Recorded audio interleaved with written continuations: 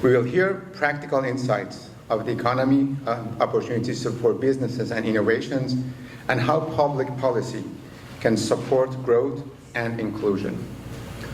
Honorable Tim Hudson, Minister of Energy and Natural Resources of Canada, Iranian-Canadian business and professional leader, ladies and gentlemen, good morning and welcome to second event talking about the Canada economy and the role of Iranian community in economy of Canada.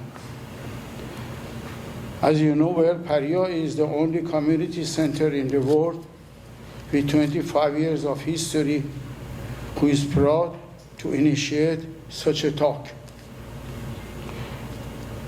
Our community has a very short history of immigration, less than 50 years. Considering the motivation for such a move to Canada was very different with the other major communities such as Chinese, Indian, Italian. The economy was their major and the main reason why ours was political.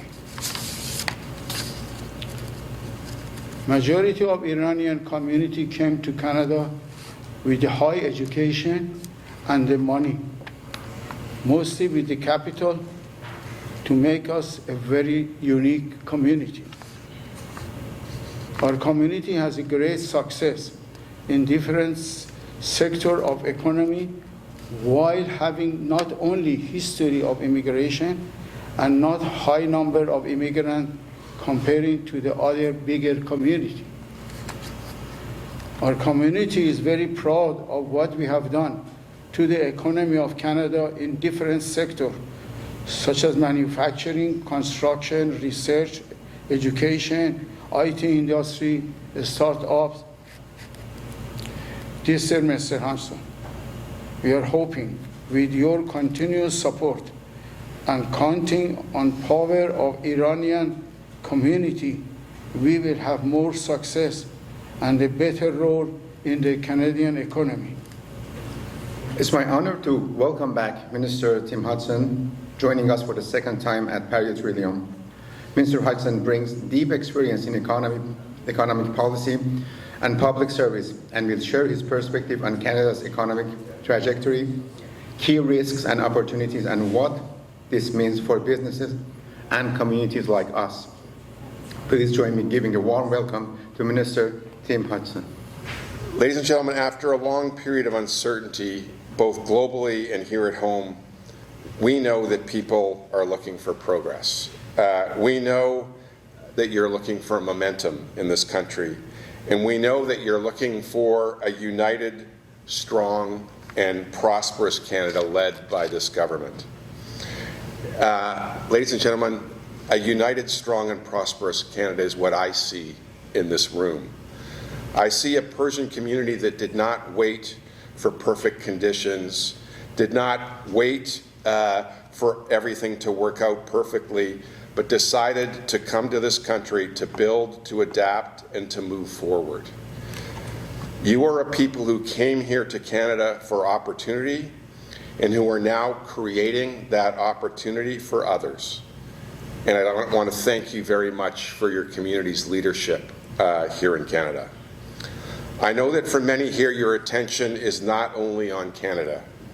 I know it's also on what's happening in Iran today. And I know this weighs heavily on you and many of us. Amidst these challenges, we are seeing extraordinary courage from people inside Iran and in Canada who've seen communities come together in large numbers to stand with those struggling in Iran. And thank you for your leadership on that topic. In moments like this, we must focus on what we can control, supporting efforts to protect civilian lives and helping to manage a severe global energy crisis that has also driven up the cost for all Canadians. We remain in close contact with our allies and partners and are prepared to support where Canadian capabilities can meaningfully contribute to civilian and maritime security. We've also done things here in Canada like suspend the federal excise tax on gasoline and on diesel until Labor Day to help with affordability, amongst many other affordability measures. It's clear as the global economy is being reshaped, countries are thinking about trade, they're thinking about energy security, they're thinking about supply chains, and they're asking who they can rely on. That's why you've seen over the past year, Prime Minister Carney and our government have been laser focused on action. A shift from talking about prosperity and security to actually building that prosperity and security for Canadians. You can see this in things clearly like housing. For years, Canada did not build enough or keep up with demand, and things became unaffordable, particularly here in the GTA. Through new programs like Build Canada Homes, our response is straightforward. We will build more, we will build faster, and we will remove barriers to the private sector. We're moving forward with measures like removing GST on new homes to lower costs. We're cancelling development charges in Ontario, working in conjunction with the provincial government, and accelerating construction. Because in the end, we know affordability comes from supply. We need to create more supply. And just to put it in perspective, when you look at in housing, when you look at the measures we've taken so far, for a home in Markham Thornhill, my riding right here, it removes $200,000 from the average cost of a home. So that's what we're trying to do. We're trying to make things more affordable, and we're trying to speed up supply. Across the broader economy, the focus is similarly on practical solutions and concrete delivery. We're strengthening trade corridors by building new ports and rail, like the port in Montreal, like the port in Vancouver, so Canada can reliably move goods faster to global markets. This will not only reduce our reliance on the U.S., but will generate growth and revenue Canada will use to pay for things Canadians care about. Things like universal health care, things like $10 a day child care, things like improving our public safety and new infrastructure for roads and hospitals. This includes things in my portfolio, like the upcoming national energy strategy that will double our electricity grid, create hundreds of thousands of jobs, and ensure Canada has abundant, affordable, reliable, and clean power to support growth. A perfect example of that is what we're doing in Darlington. We are the first country in the G7 to be building small nuclear reactors, modular reactors here. That is creating thousands and thousands of jobs. That's creating new opportunities for Canadian businesses. And as the rest of the world comes here to learn about SMRs and start building SMRs in those countries, it creates export opportunities for our supply chains that we built as the first builder of these new SMRs. It also includes a broader plan to simplify and accelerate federal approvals, so companies can spend less time on bureaucracy and more time on building.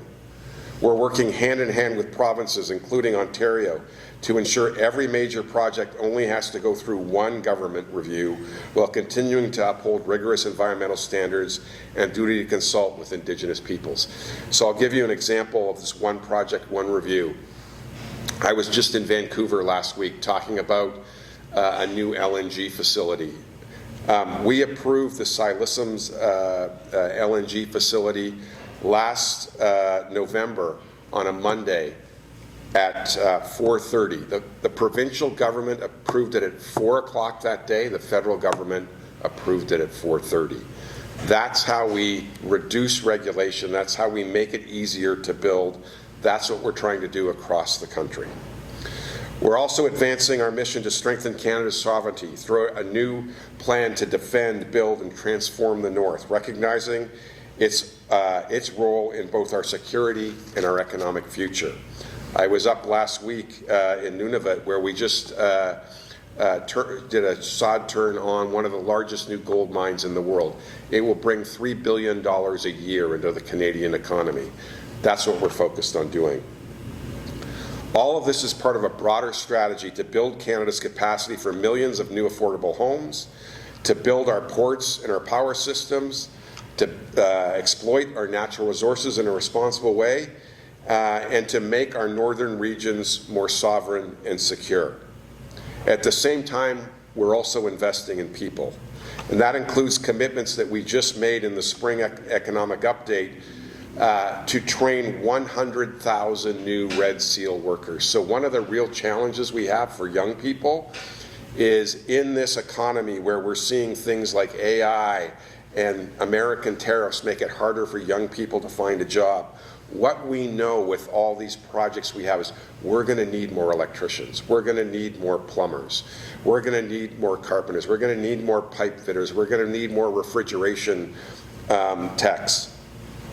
We have a program to take 100,000 young people and make them Red Seal workers so they can work on any project all across Canada. That's how we give young people hope again. For a long time, Canada has had the resources, but was not always able to deliver them. Now the focus is simple. We must build, we must move forward, and we must compete effectively in this challenging world. And yes, the world is changing, but every crisis creates opportunity, and we're proud to be part of the shift underway toward building, to making Canada more resilient, and to creating more long-term strength in this country. So let me close before we get to Q&A at some point soon. To the Persian Canadian community, you understand what it takes to build and move forward. And as Canada moves into its next phase, you are helping shape that future. I thank you for everything you've done to build a stronger Canada, and thank you in advance for your support in continuing to do so. Finally, I want to thank Mr. Tabrizi and the entire Parya community. The work you're doing to bring people together and support one another strengthens not only the Persian community, but it strengthens Canada as a whole. Thank you very much. Merci. Kayali Mumnun. Our next speaker is Professor Ramin Farnood, Chair of Chemical Engineering and Applied Chemistry at the University of Toronto, and holder of the Michael E. Charles Chair in Chemical Engineering. He is Vice President of the Canadian Society for Chemical Engineering and served as Canada's University Network of Excellence for Nuclear Engineering. Professor Farnood's work bridges academia and industry. His research in photocatalysis, membrane separation, ultraviolet disinfection, and paper making. He has published more than 160 papers, co-authored a textbook, and supervised more than 280 students and researchers.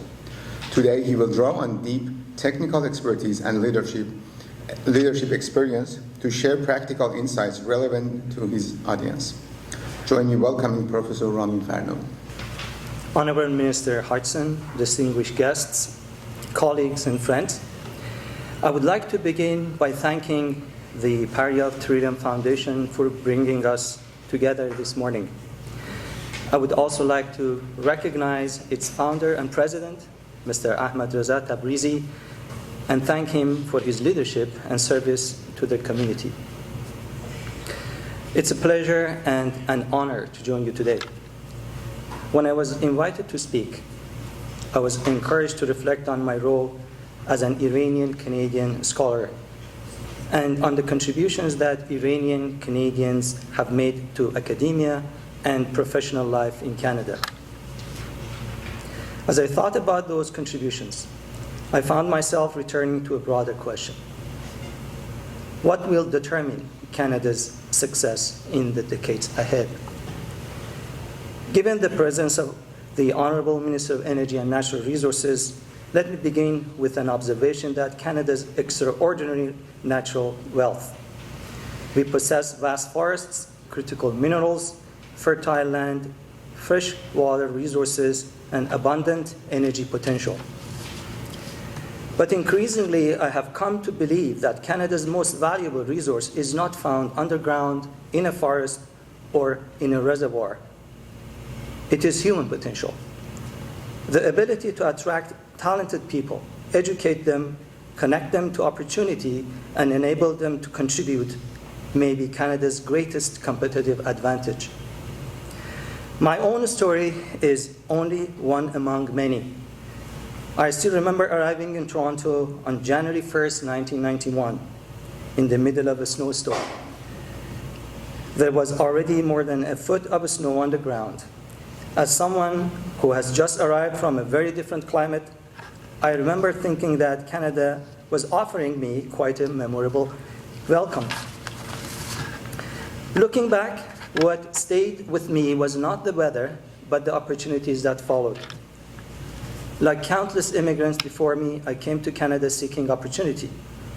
Along the way, I benefited from outstanding mentors, colleagues, and institutions that allowed me to develop as a scholar and contribute to my field. What has always impressed me about Canada is that this experience is not exceptional.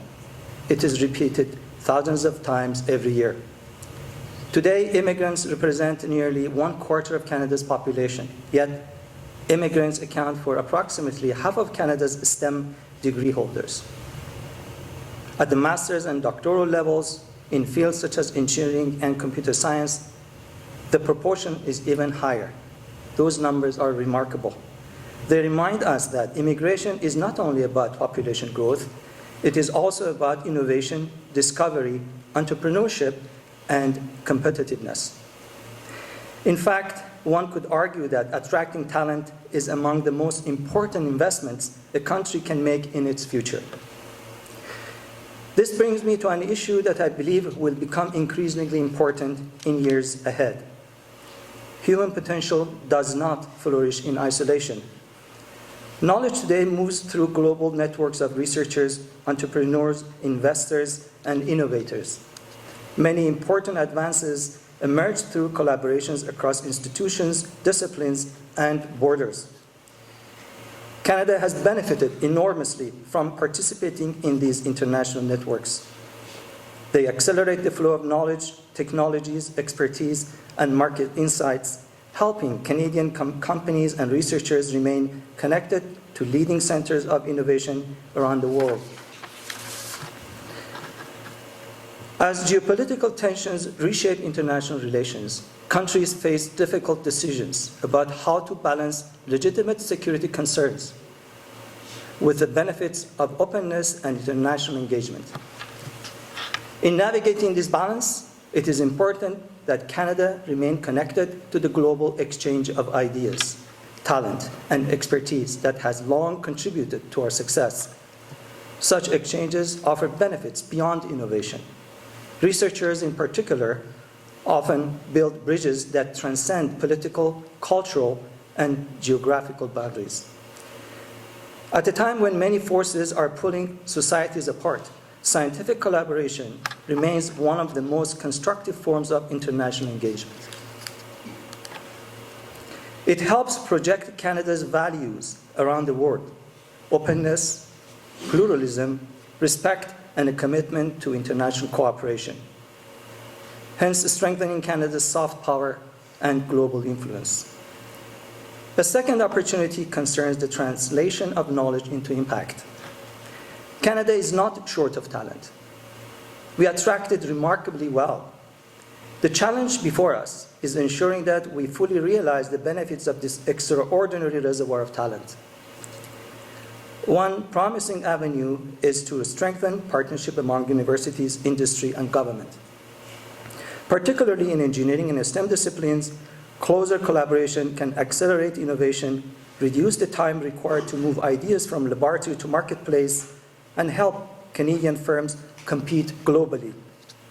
The opportunity now is to build on these foundations through long-term strategies that provide continuity and create conditions in which innovative businesses can grow and compete globally. Artificial intelligence provides a compelling example. Decades before AI became a global priority, researchers such as Jeff Hinton pursued ideas that many viewed with skepticism.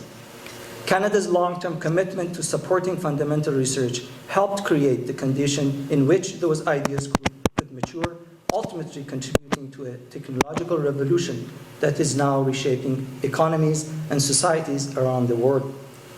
AI is only part of a broader transformation that is reshaping manufacturing, healthcare, energy systems, transportation, and scientific research itself. Looking ahead, countries are no longer competing solely for capital or natural resources.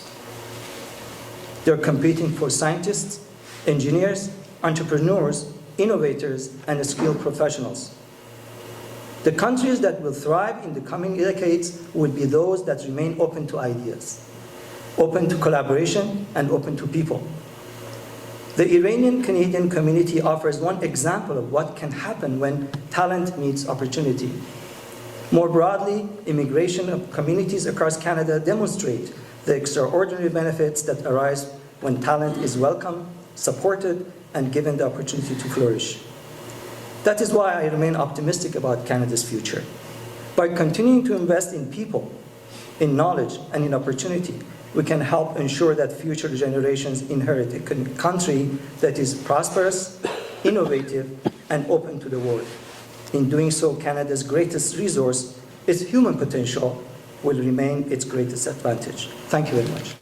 Our next speakers are Mehdi Parvizi and Farshid Miraini. Farshid is a professional engineer with over a decade of experience in telecommunication, renewable energy, and solar PV systems. He played a key role in design and deployment of Roger Telecommunication LTE wireless network and led several major bandwidth expansion initiatives. In 2017, he founded Circuit Energy, a company focused on innovation energy management solutions and cost-saving strategies for a wide range of industries. Mehdi Parvizi is co-founder and CTO of Edgecom Energy, a Toronto clean tech company building AI and IoT-driven software for industry's energy management. Mehdi leads Edgecom's technology and product vision, applying advanced analysis and real-time monitoring. He holds a PhD in power and energy systems and is a licensed professional engineer in Ontario and has deep expertise in microgrids, distributed energy resources, demand response, and data-driven optimization. Today, he will share their practical insight on how AI and smart control are making industrial energy and systems smarter, more flexible, and more sustainable. Join me with welcome Farshid and Mehdi. All right, good morning. Thank you all very much for joining us. I probably won't be standing at the podium. I'll be doing a bit of back and forth between myself and Mehdi. Thank you very much for that kind introduction. Topic of our today's presentation is about going from centralized power to AI orchestrated infrastructure, the rise of DERs and demand flexibility in the future of our energy infrastructure. We believe energy is the backbone of every economy, and its affordability and abundance are the two key factors that will continue bringing talent and maintaining jobs and ensure the prosperity of the country as it evolves. We are in the midst of a transformation that started probably 2 decades ago, before the AI conversation was the topic of every conversation.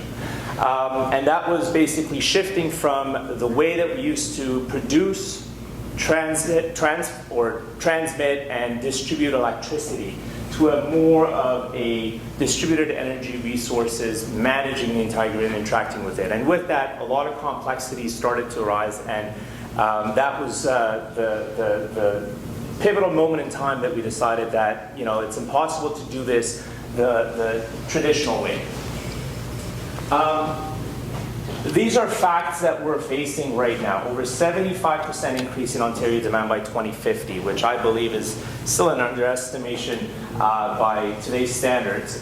We've got about 10 gigawatts of data centers that are coming to Ontario, Canada. And that would require over $10 trillion in investments on the infrastructure side to keep this up and running, which comes to the mandate of doubling today's grid capacity in order to be able to serve the electrification that we are currently going through. Now, that supply cannot be built fast enough, and that's why distributed energy resources and demand flexibility are going to be the key component of ensuring that this part of our industry and part of our economy continues to be served by the means that are available to us. Time is not on our side in any way, right? So we've got 24 to 72 months to approve new large-scale generation. And Honorable Minister Hudson, you mentioned in half an hour you got the federal side of it approved, and that's definitely a major improvement over what we've seen in the past. But transmission build cycles, aside from the approval and all the regulatory part of the equation, you've got 8 to 12 years to build new transmission lines and be able to kind of enable that level of availability across the province. Capital utilization, still to this day, 44% of the capital that's invested in today's energy grid is typically used during those peak hours that we see during the summer months and so on. So there's an inefficiency in how we actually allocate that level of capital.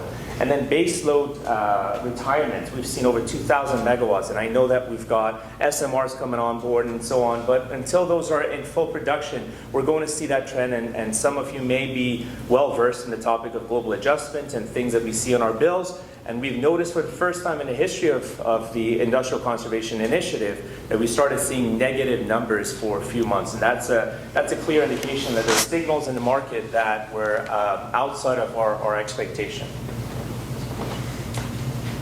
Yeah, as Sean mentioned, the cheapest power plant for sure is the focusing on the demand one. Can you guess how much we're gonna pay for the gas power plant, 400 megawatt? $99 per kilowatt. It takes around like 8 to 12 years to build a power plant. 100% we're gonna go back to restructure the whole transmission, distribution, substation, land, and this is it's not like zero emission solution. We have to change the whole infrastructure by focusing on the demand, pay less, $44 per kilowatt, zero emission, just what incentivize the customers to pay for that and to act on that note. So this is only a software overlay on the infrastructure, not any kind of tools and the power plant that we're gonna just make. Another one. So who will pay at the end of the day? End user. So you will see on the bill, specifically in Ontario, Class A global adjustment, they have to pay for infrastructure. So just thinking that way, making a kind of like a Darlington nuclear power plant infrastructure cost us $14 billion, and refurbishment is $12 billion for only 3,000 megawatt of the facility. And who will pay at the end of the day? End user. They will see on the bill. By having like a demand flexibility, it's going to be more efficient 2 to 4x times, plus lower bill, 15 billion by 2015. So it's a matter of affordability that they will see on their bill. So that flexibility that Mehdi is talking about is already available, but it's not orchestrated properly. It's fragmented from grid signals that we're getting. The IESO's real-time wholesale prices have been volatile for the past number of years. The demand response event calls have increased over the years. Coincident and monthly peaks, those are the charges that we see on our bills, especially on the industrial side. And the capacity auction global adjustment, those volatilities are present. So those are some of the things that are the drivers behind the initiatives that we're talking about as far as demand flexibility. Now, we've seen on the facility side, I've walked many manufacturing sites, and I know for a fact that the industry is receptive to the idea of interval meters and building that sub-metered information, that set of insights that you need to build that demand response or that demand flexibility. You've got all sorts of different SCADAs and building automation systems. With a click of a button, you should be able to bring down your load. Distributed energy resource telemetry. We've got battery energy storage systems, solar. Last year was in early 2025, the Save on Energy program launched one of the most aggressive solar incentives, $860,000 per megawatt of solar installed, as long as they are they're installed as a low displacement opportunity. EV charges, every building is getting EV charges. That's demand flexibility that's not being tapped into properly. And weather and production schedule drivers, those are some of the things that we see, the weather patterns, the things that we're actually looking at on the industry are basically mandating customers to do this. This is an example of a project that Circuit Energy implemented it. This is an 8 megawatt, 12 megawatt hour battery system that's installed at an extrusion plant in Woodbridge. The reason they actually put this was resiliency. They were having a lot of power quality issues. But this is a prime example of a customer who's managed to keep their energy costs a constant for the past 10 years. I don't know any other customer that we've talked to, that can make a claim like that, and that's primarily because of all the initiatives that they've taken. I consider both EdgeCom and Circuit partly responsible for keeping over 3,000 jobs at this facility, because this particular customer has facilities in Pittsburgh, they have facilities in Seattle, and as a matter of fact, to be able to kind of shift that, the moment things become hard to manage, especially when it comes to the cost of energy.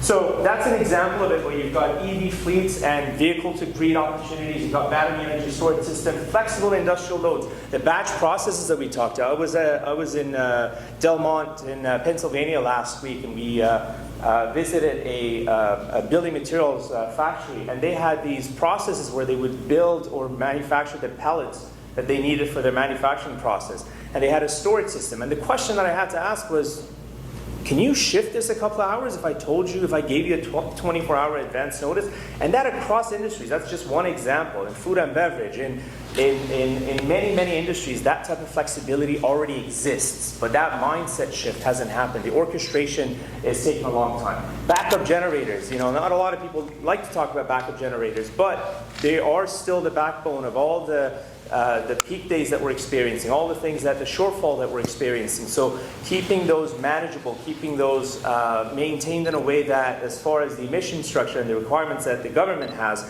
and our responsibility to the environment, they remain intact with that baseline, is a key component of that distributed energy resource and the flexibility that they build at the plant level to make sure that that continues in a prosperous way.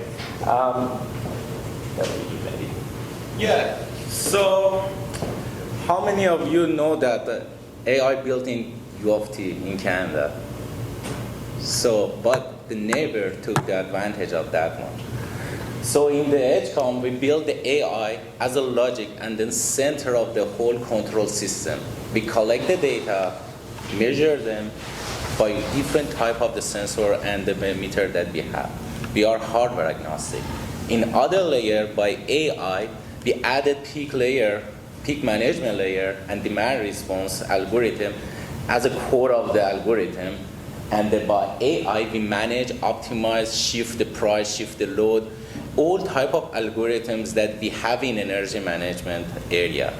We've been in this industry for 8 years. We combine all knowledge into the software to have a total solution, the holistic offering, onto to deliver it to the customer.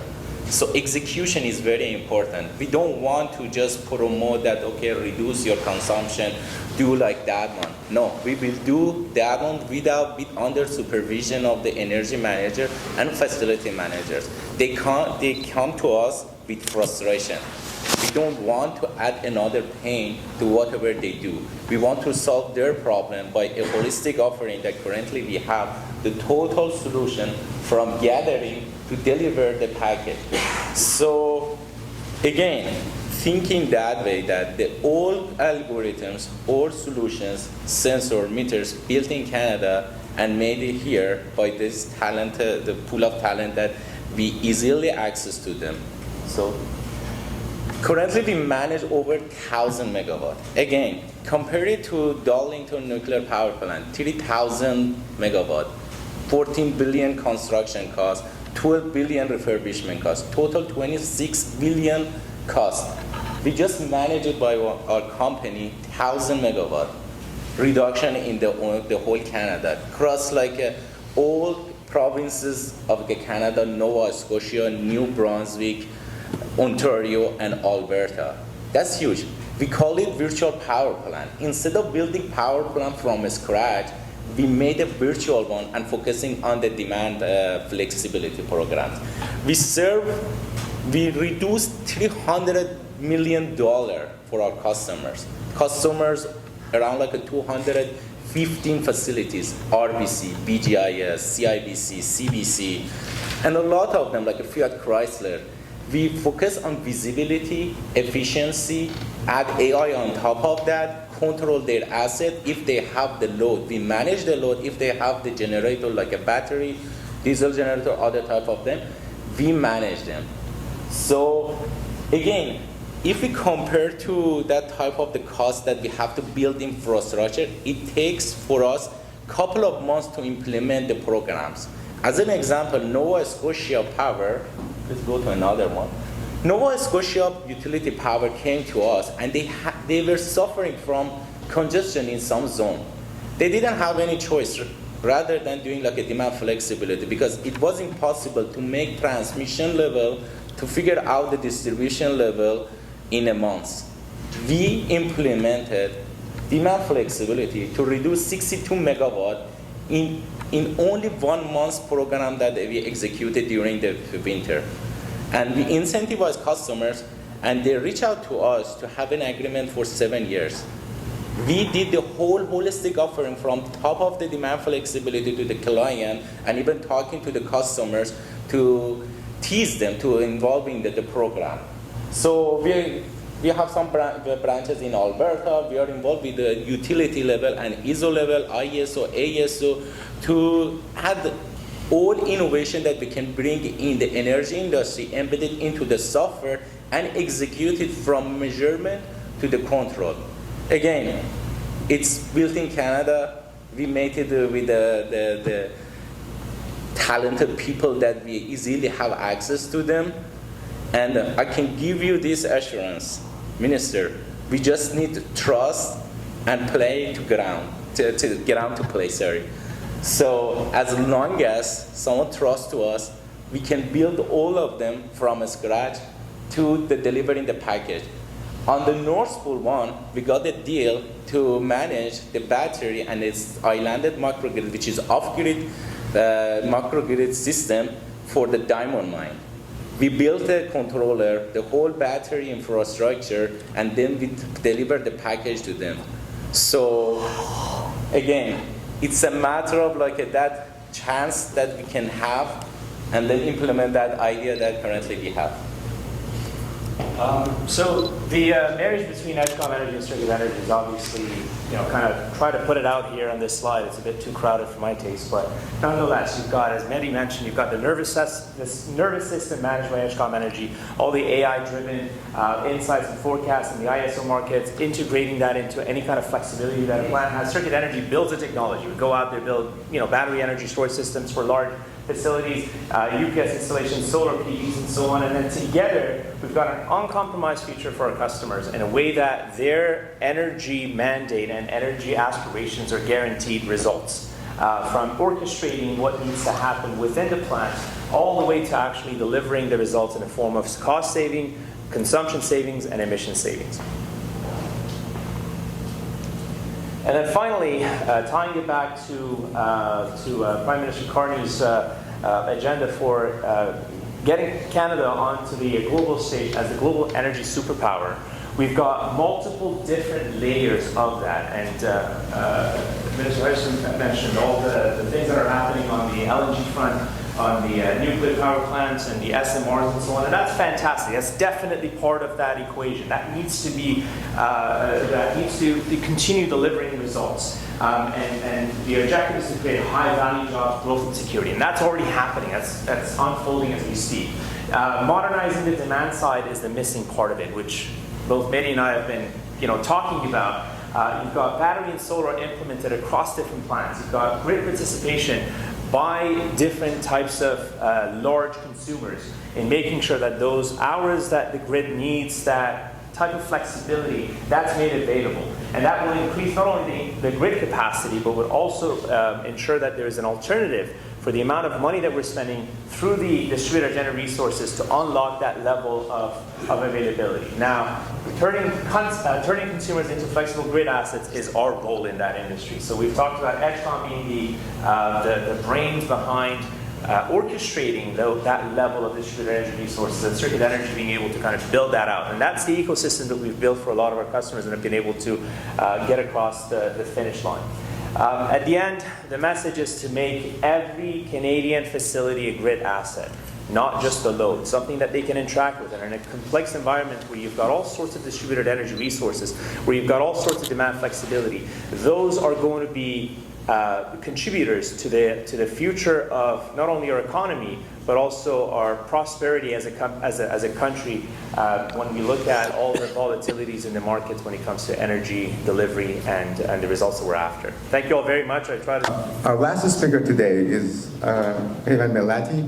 Peyvan is a social entrepreneur and CEO at Keytech, a Markham-based company, clean tech company that uses AI, drones, and thermography to deliver large-scale building envelope energy audit and retrofit plans.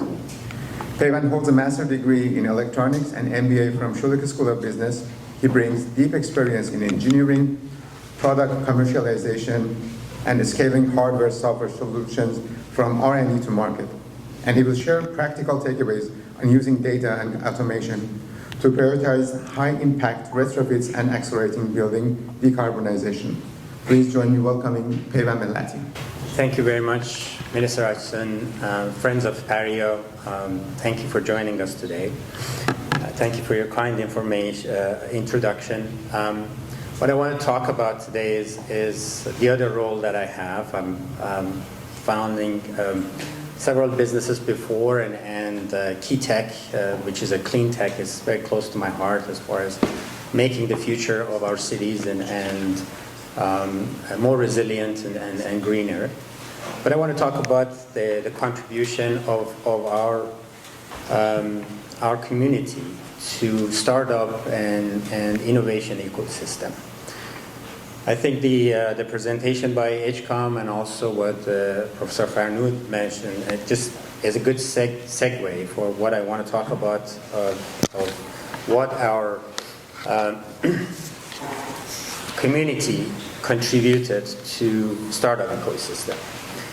I was in Web Summit 2 weeks ago in Vancouver talking about one of my roles is I manage an early stage fund called Axiom Fund. We invest in early stage companies that they have strong intellectual property made in Canada. I was in Vancouver and I interviewed about 100 startups to understand the new upcoming technology that is coming in and also create deal flow for our fund.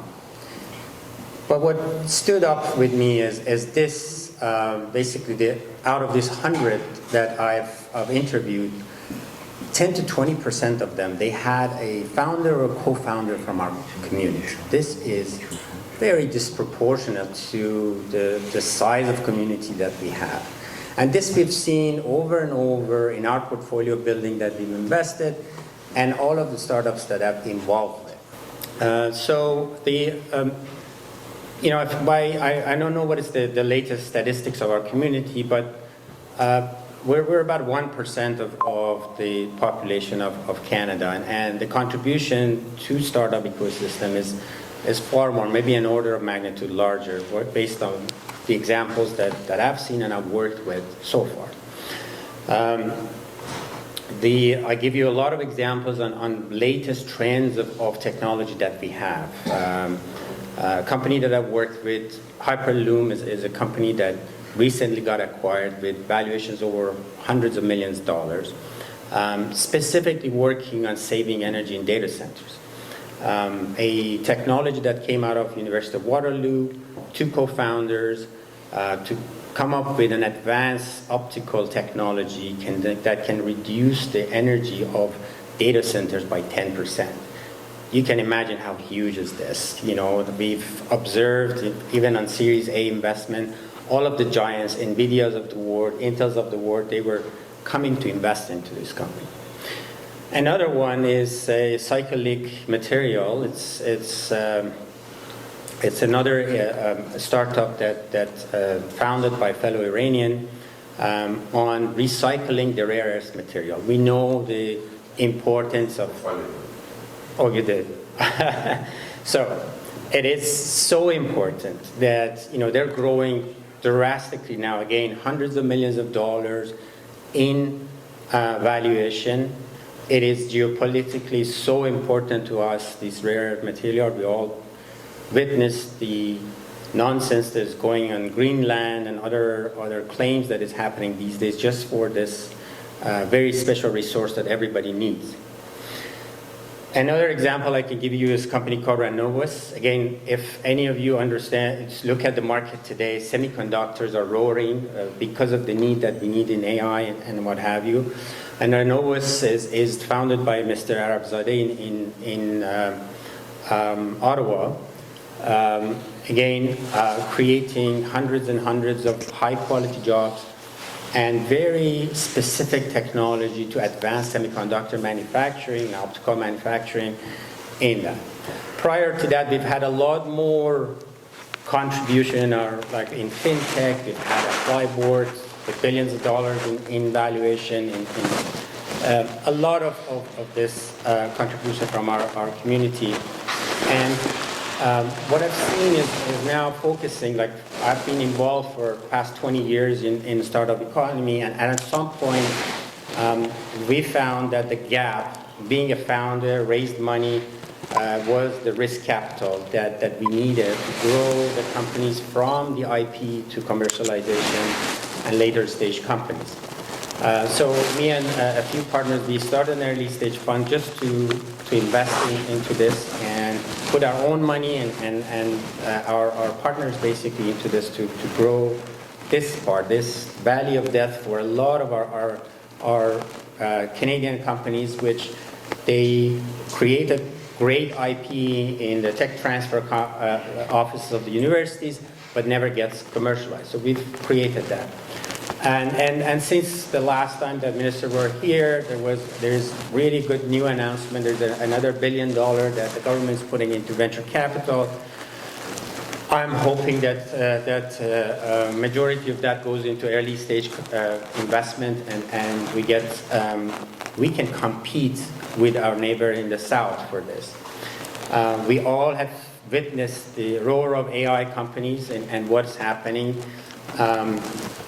For us to compete with if we want to have a small portion, like I think we cannot have the frontier labs that ship us sail, but even we want to create a version of close to Anthropics or OpenAI or what is, we need a lot more capital. If you look at the fundraising in Silicon Valley, an idea of AI company, they raise millions of dollars in a matter of hours now to grow the company significantly. So this is something that we need more and more of these initiatives here to be able to compete. A lot of good, as mentioned, a lot of AI infrastructure or original science come out of the University of Ottawa, and we need to support that to get to the next level. With that, Minister, I think as a community, we're looking to partner with the government in this initiative to make the next big startups and create these high quality jobs here. Different initiatives is obviously investment in these early stage companies to make the next Anthropics of the world, and the other one is early stage adoption of these technology by governments, such as EdgeCom or this partnership will guarantee that we can have the early adopters of the technology here in Canada before we go to the United States or other countries. Thank you. First of all, what really struck me about those presentations is how impactful the Iranian, the Persian community is for this country. As I said in my remarks, what inspires me about people in this room is oftentimes you didn't come here because this was the first thing on your mind. You came here because you were in a country which was a challenging place, and you said, I want something better, I want a better life. I want to come and I'm willing to start over again. I'm willing to come to a country where I don't speak the language the way the locals do. I'm willing to come to a country where no one understands what my education means. I'm willing to come to a country where I have to learn how to do business all over again. That's not easy. That's really hard. But you guys all made that choice. You came here and you did it because you wanted a better life. And you've succeeded, and now you're creating better lives for other Canadians. And that inspires me. And so I want to say thank you, because you're a gift to Canada. You're a gift to Canada in the sense that you came here and did that really hard thing, and now you're giving back by employing other Canadians and creating opportunities for other Canadians. You know, the thing that really struck me about the professor's comments, I don't think Canadians really appreciate how important immigration is to the success of this country. And what makes me, I have believed this. I believe that our secret sauce in Canada is unlike all these other countries in the world that have all of this unplanned immigration. Because of our geography, we're one of the few countries in the world that gets to plan our immigration.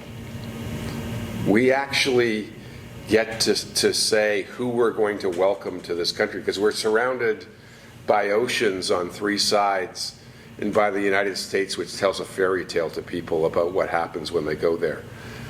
And so our immigration is really about who we invite to come to this country. It is our secret sauce. It's why all of you are here. And it makes me really sad when I see people like me, politicians, start to weaponize immigration and turn it into a political issue, to try to turn it into a wedge issue. And I mean, I'm hoping with all of you that we can continue to have immigration be our secret sauce. And I think what happened is we were capping post-secondary education fees, and so the way that our colleges and universities were trying to fund that was invite a whole bunch of foreign students who paid much higher fees than Canadians, and we got into this cycle of very, very significant, the highest percentage planned immigration of any country in the world, but our infrastructure wasn't keeping up with it. I mean, that's the bottom line, is we were having 7 to 10% of our population be students coming here, but we weren't building the infrastructure, the housing, the health care to support it. We're fixing that. So what we've done is we've brought the level of immigration down to a sustainable level, but now we're going to slowly start taking it back up and continue to invite people to come to this country, to bring their dreams and to do what you did, which is come here, turn your dream into success, and then share it with other Canadians. But we can't let people weaponize immigration. Immigration is our secret sauce. And you're proving that, you're proving that, you're proving that in everything that you do. And that is exactly how we think about it as a government. We need to bring our immigration levels to a sustainable level. We need to get our housing up. We need to get our other social infrastructure up. And then we can start inviting more and more Canadians back to what we were doing before. Specifically, I want to talk about, you've talked about STEM, and you've talked about how successful Persian entrepreneurs have been largely in STEM areas. So one of the things that this government is doing is we've announced a $1.5 billion STEM recruitment program. So as the rest of the world goes into this xenophobic view of immigration, we're going to capitalize on that. So we have said we've set aside $1.5 billion for Canadian universities to go out and recruit the very best STEM talent from around the world that is feeling they're no longer welcome in other countries to come to this country and repeat what you've done. I know University of Toronto is one of the most successful universities in recruiting those world-class STEM researchers and entrepreneurs here, and I applaud what you've done. I'm sure York will do the same. So that coming out of it, I want to say, like, my takeaway from this is we're on the right track. We need to continue to celebrate immigration. We need to do it the right way, and we need to constantly think about inviting the most talented people from around the world to come here to hopefully have success in this country and share that success with other Canadians. I'll say on the AI front, we're the first country in the G7 to have a ministry of AI. We have a dedicated AI strategy. Canada's in a very fortunate position. We're one of only a few countries in the world that has the capability to own a complete stack, to own a sovereign stack of AI, including the ability to do large language models. So there's only 4 countries in the world that have competent large language models. There's China, there's the US, there's France with Mistral, and we have Cohere. Making sure we continue to have the capability to go from generating the power we need to have AI compute, to owning the software in the stack, to owning our own AI data centers, to having our own large language models, is a core part of our AI strategy. The other thing that the Prime Minister is seized by this, I can tell you he thinks about this constantly. He understands that AI is both the single biggest opportunity to improve our productivity, improve livelihoods, but it's also a potential threat. Like any technology, it can be used for good, or it can be used for malevolent purposes. What the Prime Minister has said is he wants his theme, as he thinks about it, it's AI for all. We have to make sure Canadians believe we will develop AI in a way that benefits all people, that it isn't turned and weaponized against some Canadians.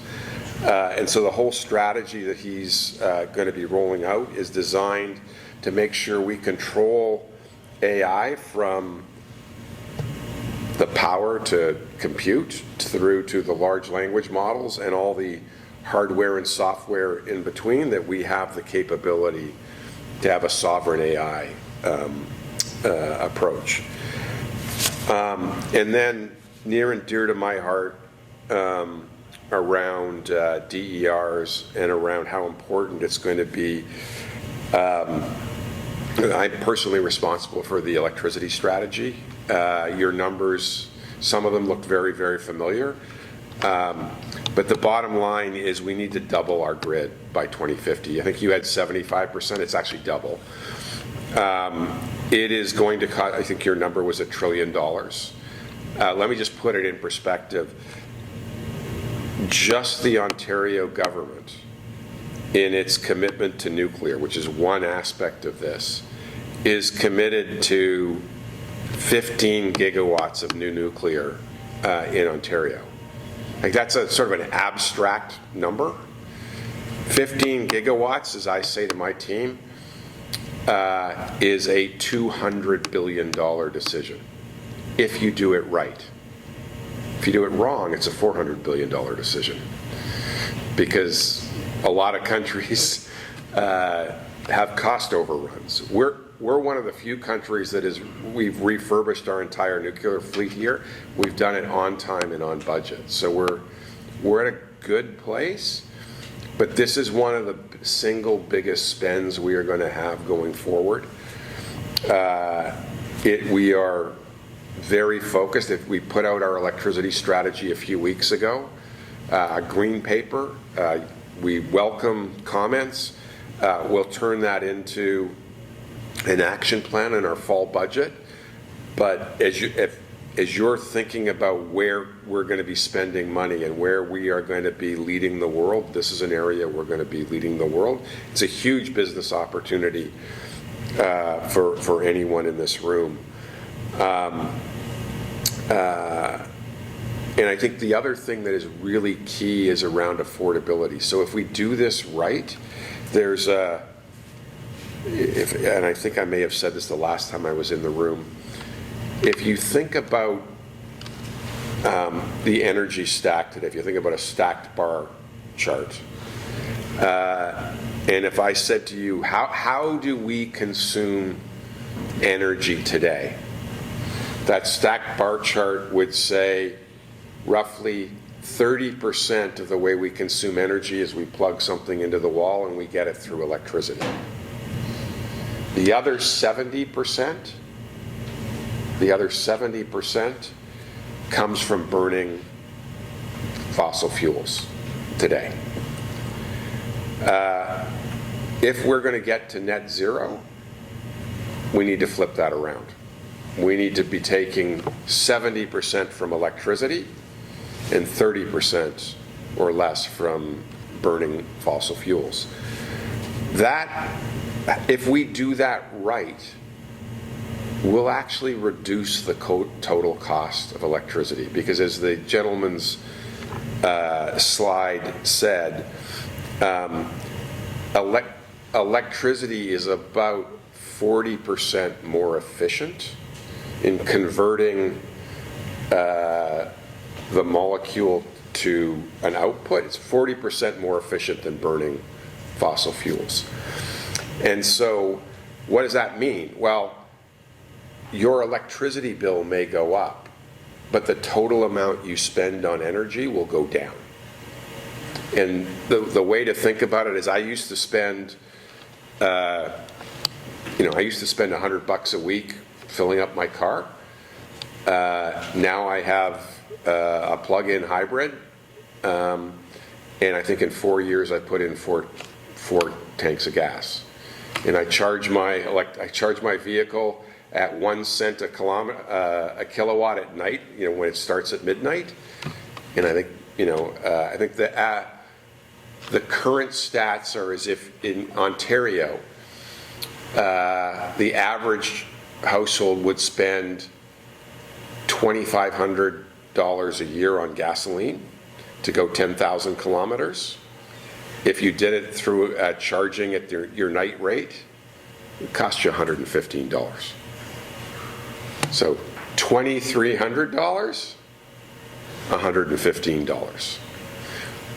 We need to engineer that shift from 70-30 to 30-70, and we need to do it in a way where everyone gets to participate in the how do I shrink my total cost. Well, that's one of the ways we get to more affordability. DERs are a core part of keeping that affordable.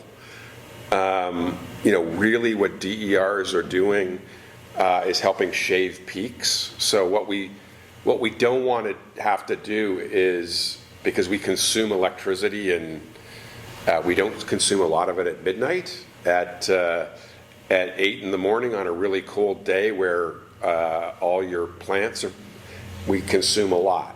If we have to build capacity to do this, it costs a lot more than if we can shave peaks using DERs and we only have to build to this level. So what you're doing is incredibly important. Thank you for what you're doing. We need to focus on, if I understood your presentation, you're focused on really helping large enterprise and small and medium enterprises limit their peaking, because the way the system also works is people who use electricity when we're at peak get to pay the highest price. So if you can help companies not ever get to that way, you make it more affordable for them to operate.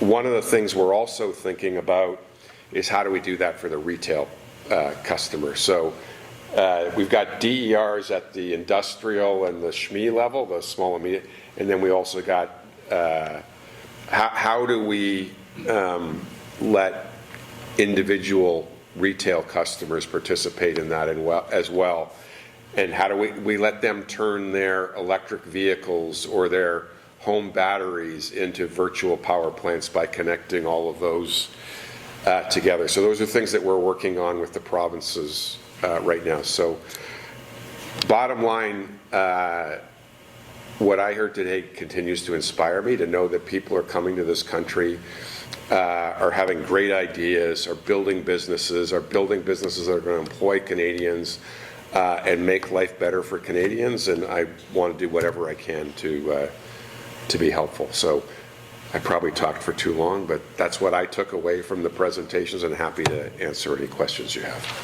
I'll get to my question, but just a preamble to that. You mentioned about doubling the grid and getting to kind of increasing the grid.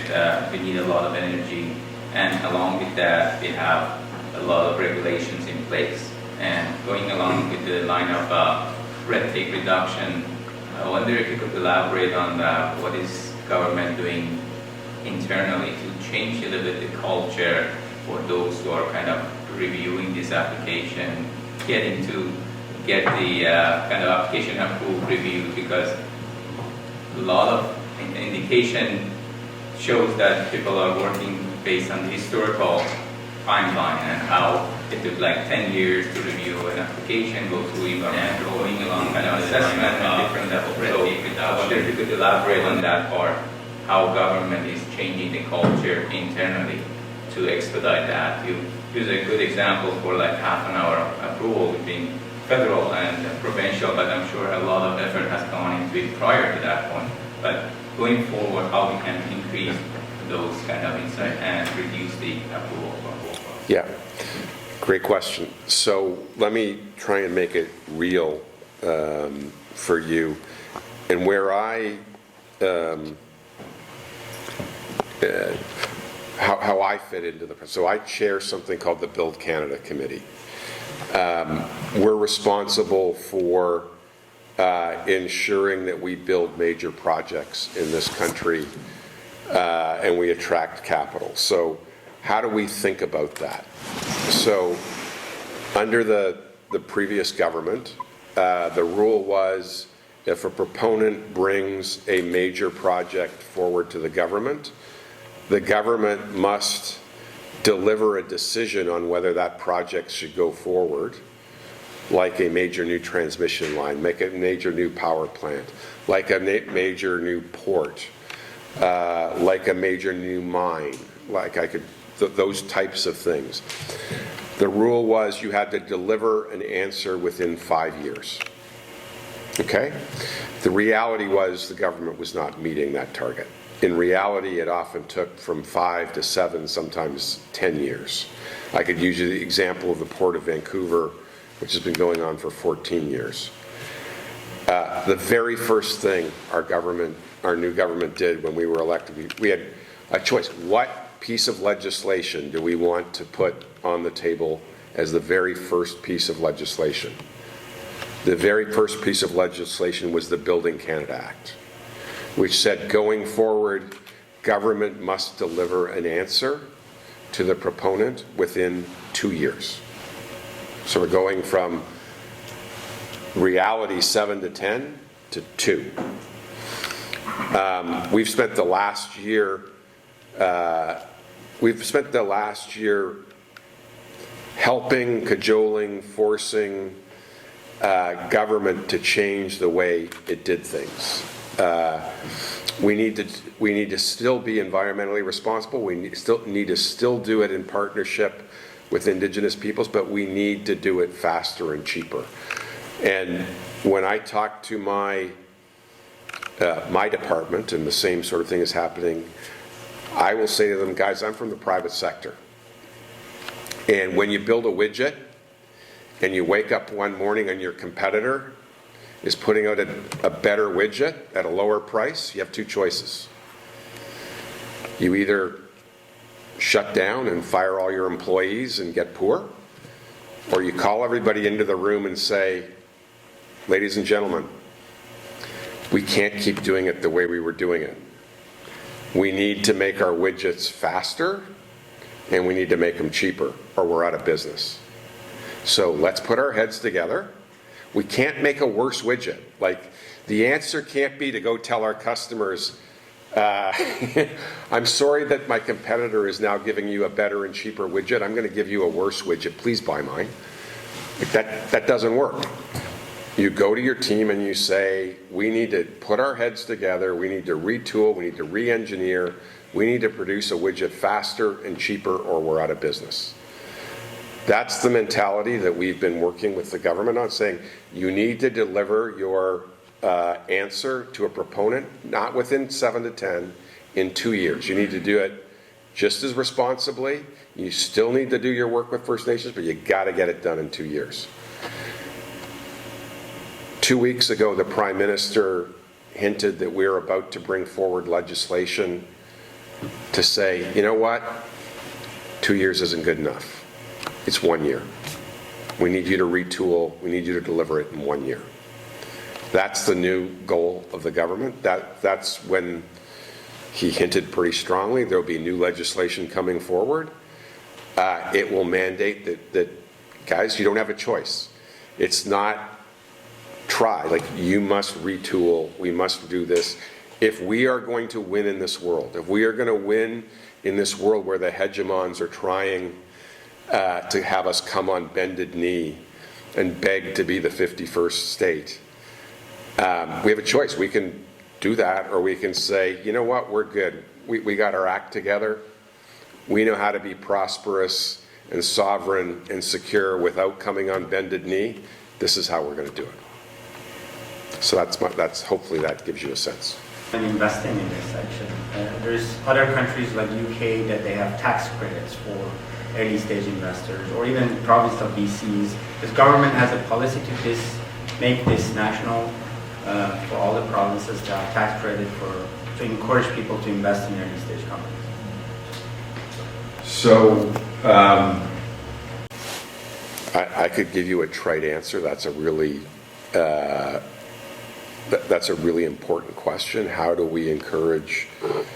So one of the things we do is we make sure we keep attracting immigrant entrepreneurs who, you know, when they come here to do their PhD, we put a PR and attach it to it and say, when you finish your PhD and you're going to start your company, please start it in Canada. We do things like encourage more venture capital. So the federal government has venture capital programs. The provincial governments have venture capital programs. We do things like from a tax perspective. So we have something called a super productivity deduction now, which allows you, in effect, if you're doing something in certain technology areas, to write off 100% of the investment in year one. That's as aggressive as anywhere in the world. If you look at that, if you look at the marginal tax on new investment in this country, today with the super productivity deduction, we have the lowest marginal tax on new investment of any country in the OECD. I believe the marginal tax on that is between 12 and 14%. That compares to the US, which is, I think, 17%. which is the next best, and many other countries are much higher. That is a very conscious decision to say we want to reward people who are investing in new technology, which will drive productivity. We have lowered. One of the first things the Prime Minister did was cancel the increase in the capital gains tax. That was a non-entrepreneurial friendly view of the previous government. Like, that's our view is entrepreneurs. If you work hard, I know what it's like. You're the last one to get paid. You're the one who, when everyone else goes home at 5 or 6 o'clock at your startup, you're the one who's sitting there between 6 o'clock and midnight wondering, how the hell do I pay the bills? How do I make sure that all the people that work for me can pay their mortgage? When you take those kind of risks, you deserve to get some reward for that. That's the view of this government. So, not perfect, but I think the mentality of this government is we need to reward entrepreneurship. Immigration and the policy that the government has about immigration, I was wondering if you have any filtering in any checks and balances to be implemented on the new immigrants coming, because you don't want any Joe Jack, any other Joe Jack Canada. You need brains, you need people who will bring prosperity to the government, to the country, not anyone who can create problem for the government, as we have seen recently in the recent immigration that allowed too many people without any background check into the country, which has created a lot of problem, in particular for the Iranians. Because you have closed the embassy in Iran, you don't have any way of checking anyone who's coming to this country. And we are seeing that a lot of, especially with the situation in Iran now, if you don't do the checking, there are going to be a lot of criminals coming to this country. I was wondering, what is the government's policy to avoid such infiltration from kind of illegal immigrants? So that recent example around the FIFA, that's a perfect example. The system worked. The system worked. Yes, a visa was issued, but before the person got here, the system caught the issue and the person didn't land here. Okay, but let me just go through it. So what's the response of the opposition?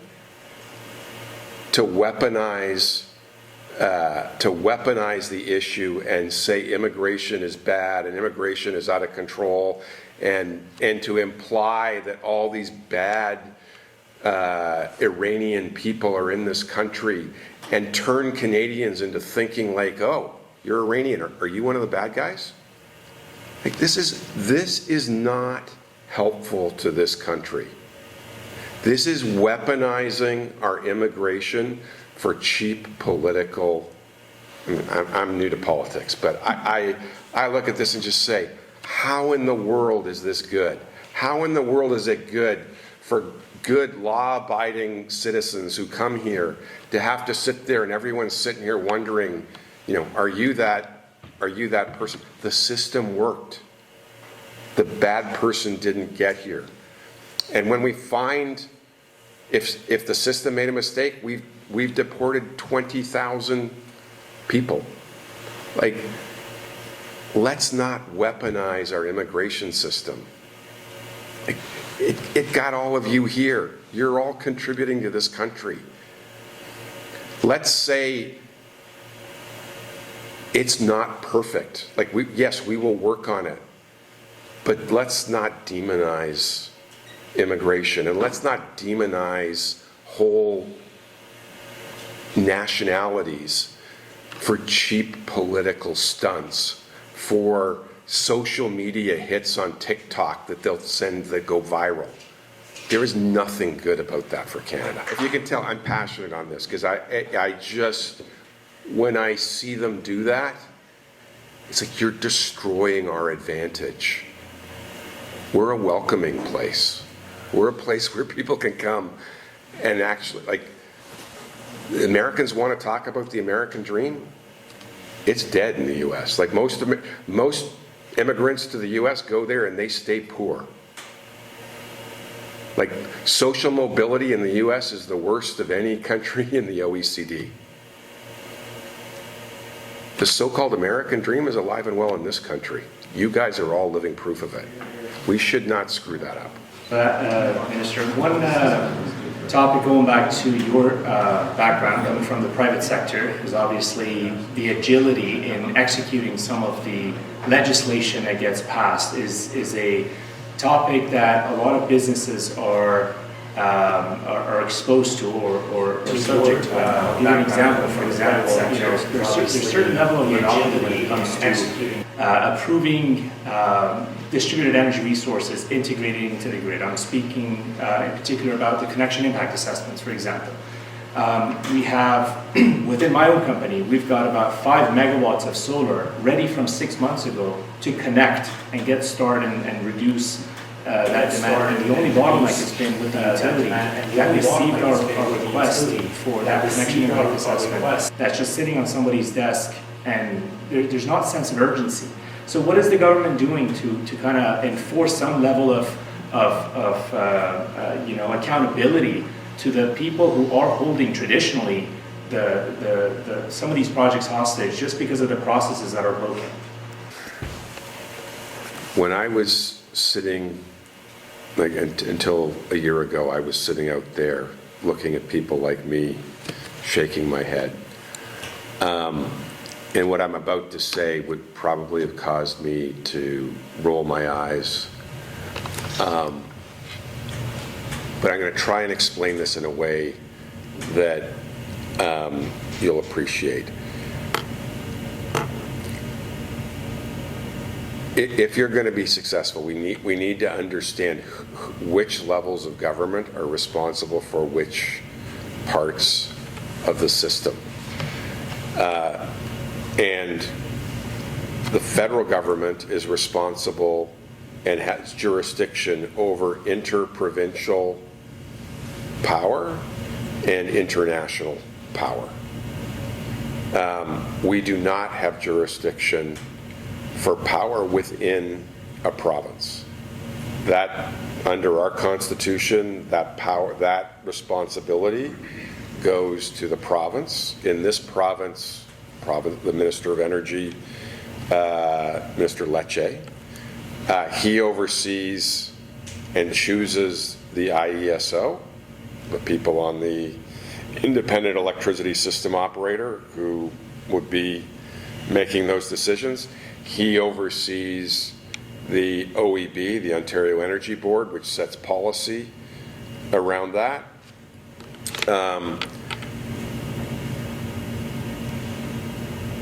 The actual LDC you would be dealing with is not federally owned, is not provincially owned. It's actually, in most cases, municipally owned. So it's not the federal government, it's not the provincial government, it's often the municipal government.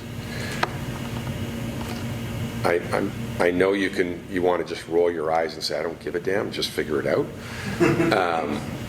But we have to understand that that is the reality of how our system works. And so what you should be saying is, what are you doing to make sure the three levels of government are talking to each other and trying to make more efficient decisions? So where we have jurisdiction, we are working hard to coordinate on interprovincial power and international power. One of the things that, because we have, what the federal government has is money and moral suasion. So when we make money available, we say we would, if we're going to give you money, we need to see these sorts of changes. So we work with provinces to encourage more efficient permitting. Yeah, one of the things is one project, one review, so get out of the way if there's a permit from a federal government required. But in your case, I think what you're really talking about is dealing with municipal LDCs. This is Tim Hodgson, citizen. When I sit and former chair of Hydro One, Ontario has way too many LDCs. We have subscale. If you look at how our system works, I think there's 80-something LDCs in this province. Almost all of them are municipally owned. The only private sector one run was the one that I chaired, Hydro One. Compare that with Quebec. You have one LDC called Hydro Quebec. Manitoba, you have one LDC, Manitoba Hydro. BC, you've got one LDC. In Alberta, you've probably got 4 or 5. Ontario's system is kind of archaic. It needs to be consolidated. Whenever we have an ability to use moral suasion, we would be arguing. Yeah, that's very good. Since our last meeting, we've seen a lot of changes around the world, a lot of threats against even international, like the energy price going up, nowadays, even international and national too. It's referendum in Alberta province, and tariff still is going on. We're not sure about the Kuzma deal right now, and a lot of things is going on. In Alberta province, we made ourselves ready tariff those kind of things. What are our plan? I would believe we don't need even. We not only need plan B, we need plans C, D, and all of them. So what practically we can do it, and what would be tangible plan for our plan, and how we can contribute it. So that is the existential question. I could give you an hour-long answer on the existential question, or I could try and summarize it in a shorter. I'll spare you. How many of you saw the Prime Minister's speech in Davos? Okay, if you saw that speech, he's actually speaking to this point. He did a speech in Australia to the Lowry Institute, which I would call the follow-up to Davos. If you haven't watched that speech, I would encourage you to watch it. If you think about it, okay,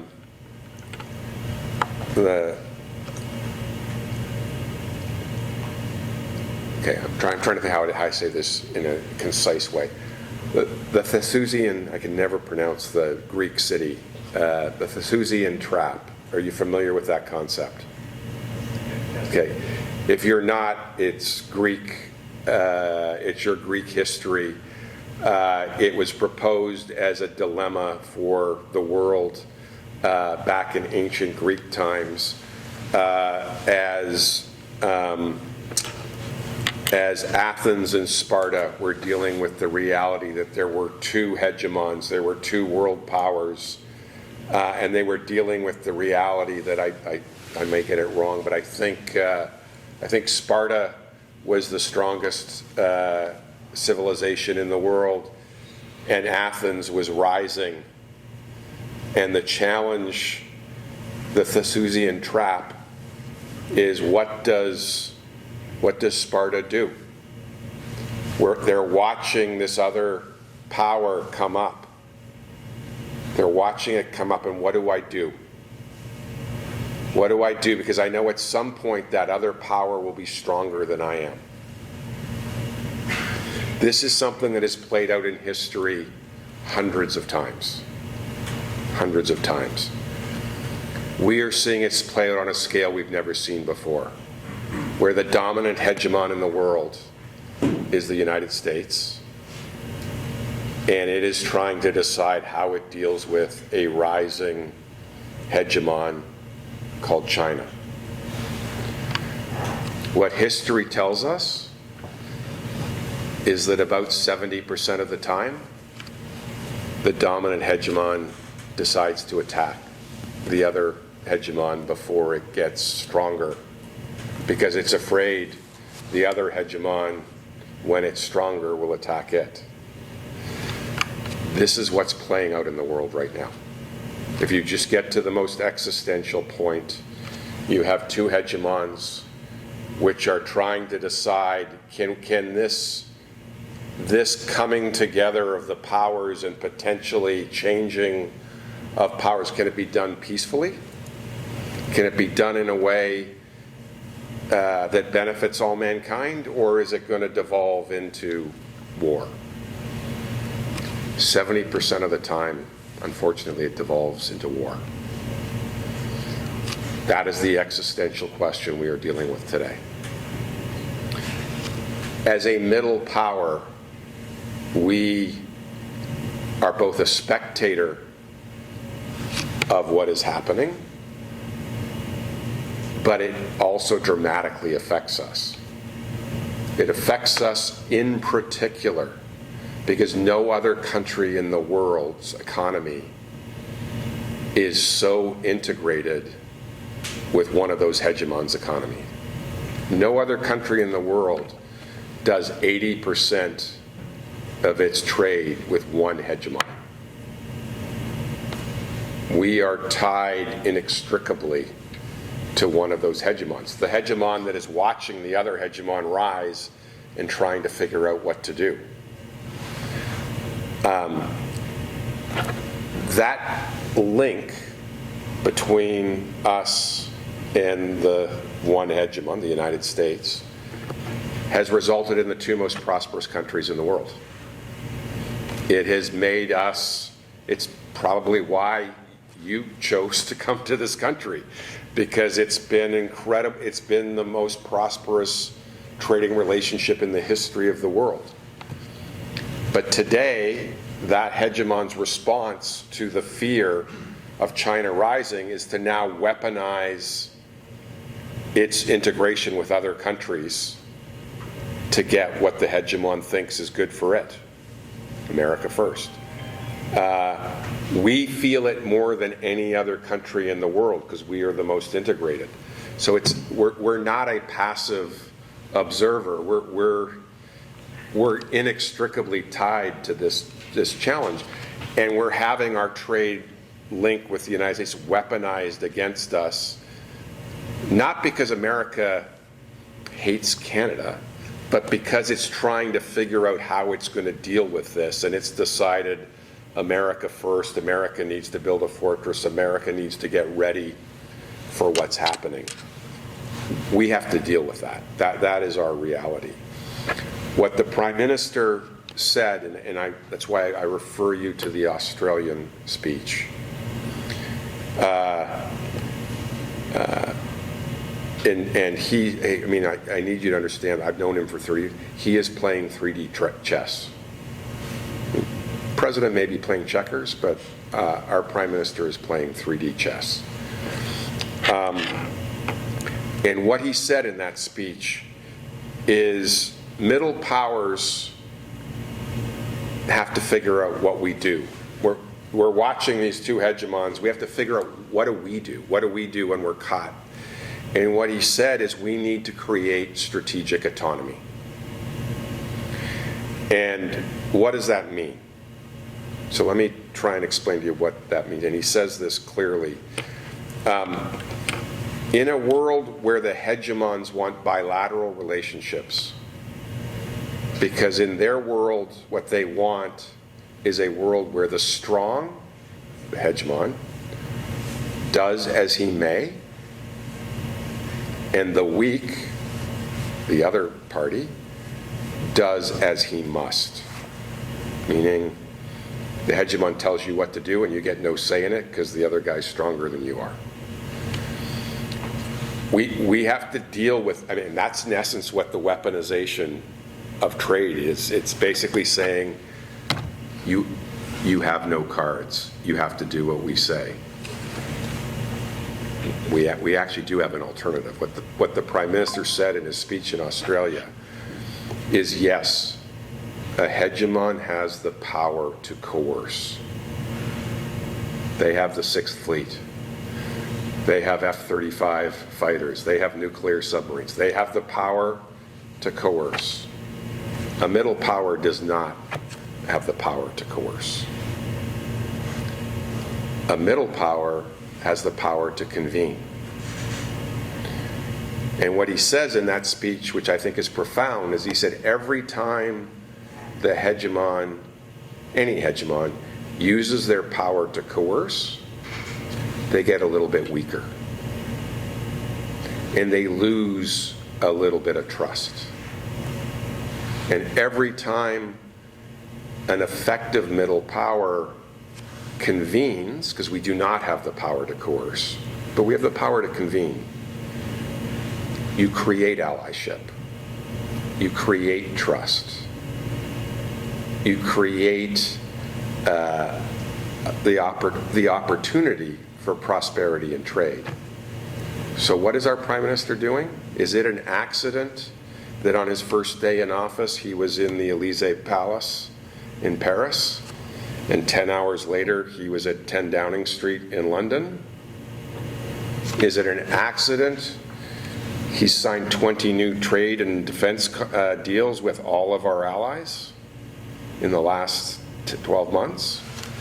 Is it an accident that Canada is at the center of trying to bring the TPP, which is the largest trading bloc in Asia, together with the EU, which is the largest trading bloc in Europe? We're the only country that's a member of both. Well, we're not a member of the EU, but we're pretty close. If we bring those together, well, we have trade. We're the only country in the G7 which has trade relationships, trade deals with both. If we bring those together, you have the biggest trading bloc in the world of middle nations, bigger than China, bigger than bigger than China and the U.S. combined.